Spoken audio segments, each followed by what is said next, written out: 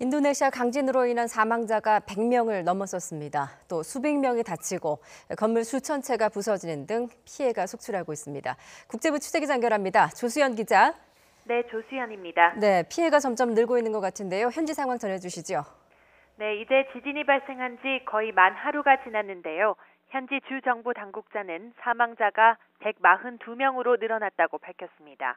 부상자도 수백 명에 이르는데요. 이 가운데 200여 명이 중상을 입어 병원에 입원한 것으로 전해졌습니다. 지금 현지에서는 피해가 집중된 민간인 거주 지역을 중심으로 현장 수습과 함께 구조 활동이 계속되고 있습니다. 또 주민과 관광객을 포함해 2만여 명이 임시 대피소로 몸을 피했는데 구호 물자와 의료 인력이 턱없이 부족한 데다 부상자 치료 시설과 이재민 수용 공간도 넉넉지 않아서 현장에 여러 어려움이 있는 것으로 전해지고 있습니다. 이번 지진으로 주택과 건물 수천 채가 부서지면서 인명피해 규모를 키운 것으로 보입니다. 롬복섬의 중심 도시 마타람은 물론이고 이웃 섬인 발리에서도 건물이 부서지거나 건물 파편이 떨어졌습니다. 규모 7.0의 이번 지진은 일요일 저녁 시간대에 발생했는데요. 당시 건물이 심하게 흔들리고 쓰나미 경보까지 울려서 수천 명이 긴급 대피하는 등 혼란이 잇따랐습니다.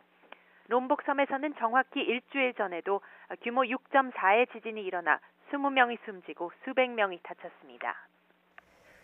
네, 우리 국민의 피해 여부는 파악이 됐습니까? 네, 롬복섬에 사는 우리 교민은 모두 50여 명인데요. 인도네시아 주재 한국 대사관은 지금까지 접수된 교민 피해는 없다고 밝혔습니다. 롬복섬은 인도네시아의 유명 휴양지입니다.